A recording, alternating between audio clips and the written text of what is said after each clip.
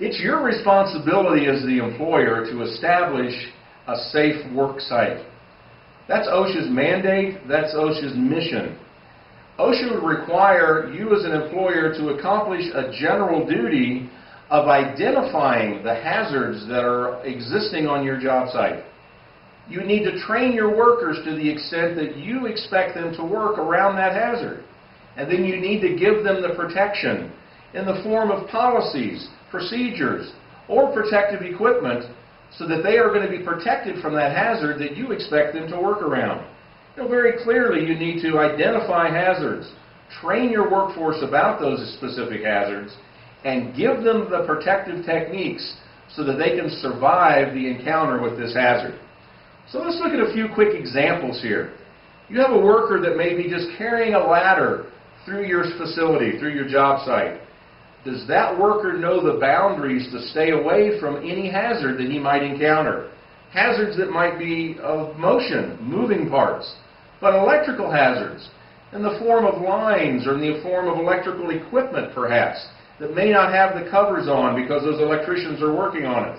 Does he understand the boundaries that he needs to stay outside of to keep himself safe? Do you have specific policies and procedures established so that jobs that are extremely hazardous, jobs that contain a certain hazard themselves, I'm going to plan how I'm going to do that work.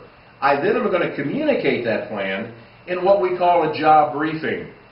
Because the extent of the degree of that hazard determines the need for this job plan and this job briefing and the extent that that job plan and job briefing is going to take.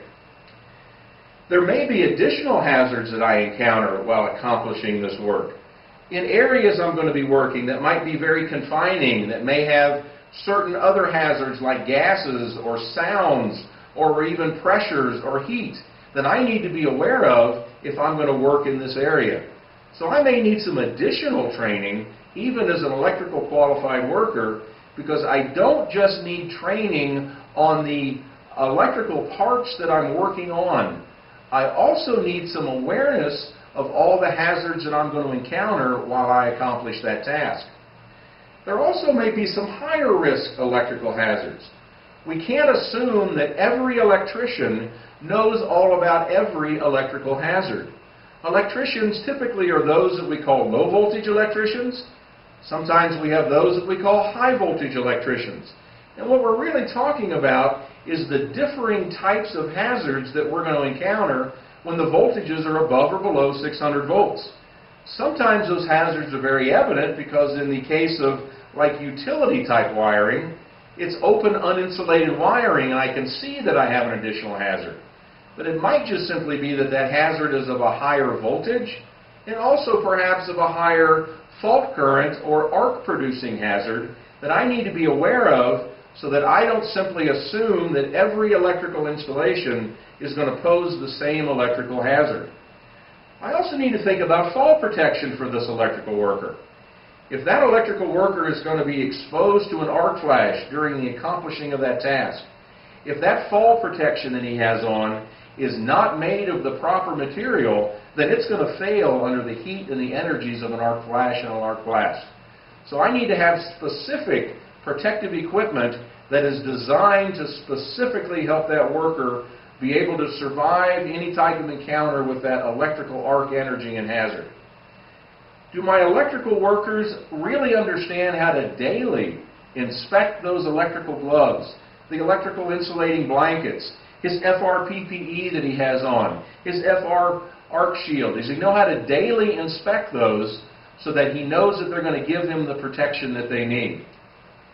Even the common tasks that we do, such as preventative maintenance, sometimes we assume that there's such a common nature or such a minimal nature that we don't think about the hazards that they represent while I'm accomplishing that task. Do I have the safe work practices very clearly established, even written in my preventative maintenance documentation, so that that worker knows exactly what's expected of him and that lines that I do not want him to cross while he is doing that electrical preventative maintenance task? Are boundaries clearly identified? Does he know exactly where these electrical boundaries are to where he's going to encounter that electrical hazard? Well, the electrical worker may know this based upon both his competency and his qualification training. But how about the rest of your workforce?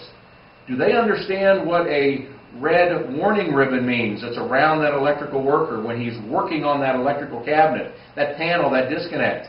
Do they understand that this is not a suggestion, that that tape, that warning ribbon is there for their protection, and that they don't cross that because they then are entering an area where that hazard may injure them?